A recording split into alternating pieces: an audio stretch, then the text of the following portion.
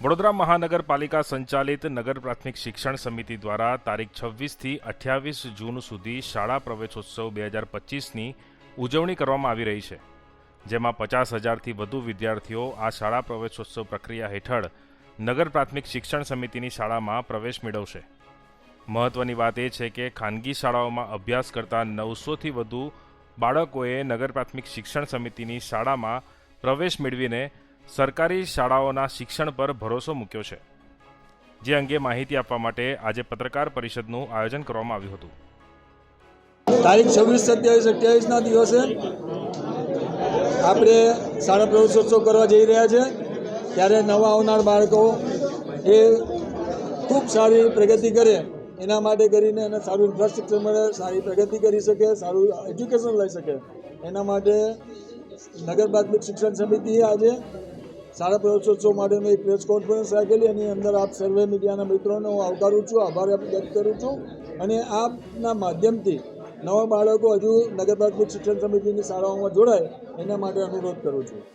આજના દિવસે નગર પ્રાથમિક શિક્ષણ સમિતિના અમારા તમામ સભ્યશ્રીઓ, અમારા એઓશ્રી, મારા ઉપાધ્યક્ષશ્રી, અમે સાથે મળીને નગર પ્રાથમિક શિક્ષણ સમિતિ નવી ઊંચાઈએ જાય એના માટેના અમારા નવા ઊંચા ટાર્ગેટો ફિક્સ કરીએ છીએ અને આવનાર દિવસોમાં ખૂબ સારી મોટી સંખ્યામાં બાળકો અભ્યાસ મેળવી શકે એના માટેના પ્રયત્નોમાં અમે લાગેલા છે। આભાર। 50,000નો ટાર્ગેટ હતો, હાલ કેટલા વિદ્યાર્થીઓ? 50,000નો ટાર્ગેટ એટલા માટે રાખવો પડે કે અમે ટાર્ગેટ જ્યારે ઊંચો આપીએ ત્યારે ઊંચી સંખ્યામાં બાળકો જોડાઈ શકે। અત્યારે 43,000થી 45,000ની વચ્ચે આ વખતે સંખ્યા રહેશે। આ 9, 10 અને 11, 12ની અંદર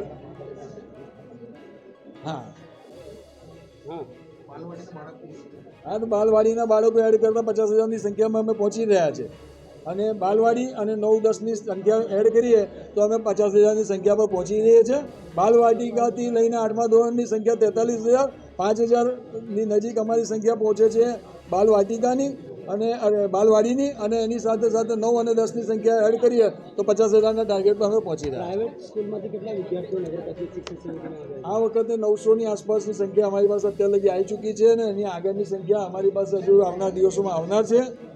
100% અમે કહીએ છીએ કે પ્રાઇવેટ સ્કૂલોમાંથી મોટી સંખ્યામાં બાળકો અમારી જોડે જ્યાં જોડાઈ રહ્યા છે એ બધા બાળકોના વાલીઓને અમે આવકારીએ છીએ, બાળકોને આવકારીએ છીએ અને સારામાં સારું શિક્ષણ, ઉચ્ચ શિક્ષણ મળે એના માટેના અમે પ્રયત્નશીલ છે। ડ્રોપ આઉટ રેશિયો કેટલું?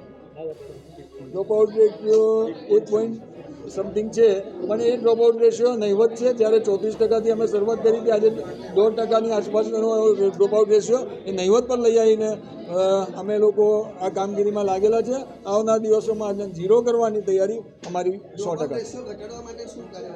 અમે ડ્રોપ આઉટ રેશિયો ઘટાડવા માટે 9 અને 10 ધોરણની જે શરૂઆત કરી હતી એ 9 અને 10 ધોરણની શરૂઆતની 10 સ્કૂલો જે અમે ઊભી કરી એની અંદર મેક્સિમમ અમારો ડ્રોપ આઉટ રેશિયો સમય ગયો અને આવનાર દિવસોમાં એનાથી સારી બનતી પ્રયત્ન કરીશું। અંગ્રેજી માધ્યમની પણ શાળાને આ વખતે સરકારમાંથી જે અમારા ડીઓના માધ્યમથી અમને મળી છે એ અંગ્રેજી માધ્યમની શાળા 9 થી 12 ધોરણની છાણીમાં શરૂઆત થઈ રહી છે, એની બી શરૂઆત થઈ ગઈ છે અને એ આવનાર દિવસોમાં અંગ્રેજી માધ્યમનો બી જે ડ્રોપ આઉટ રેશિયો છે એ બી ઘટાડતો જાય એના માટેની અમે ચિંતા કરીએ। અંગ્રેજી માધ્યમમાં વધુમાં વધુ અંગ્રેજી માધ્યમના કરતાં બી હું એવું કહું છું કે સ્થાનિક ભાષામાં આપણો પહેલો પ્રયત્ન હોવો જોઈએ। સ્થાનિક ભાષા એ આપણી માતૃભાષા છે, માતૃભાષાની પહેલી અમે ચિંતા કરતાં અમે સૌથી વધારે શાળા માતૃભાષામાં રાખેલ છે, ત્યાર પછી અમે રાષ્ટ્રીય ભાષા બી અને અંગ્રેજી માધ્યમની ભાષા બી, આ બધી જ ભાષાની અંદર સર્વ ભાષાને અમે સમાન હક આપી અને સર્વ ભાષા માટેની ચિંતા કરીએ છીએ। પણ સાથે સાથે અમે એટલું 100% કહીએ છીએ કે આવનાર દિવસોમાં ડ્રોપઆઉટ રેશિયો ઓછો કરવા માટે અમારે જે બી ભાષાની જે બી સ્કૂલો વધારવી પડશે એના માટેના અમે પ્રયત્નશીલ છે।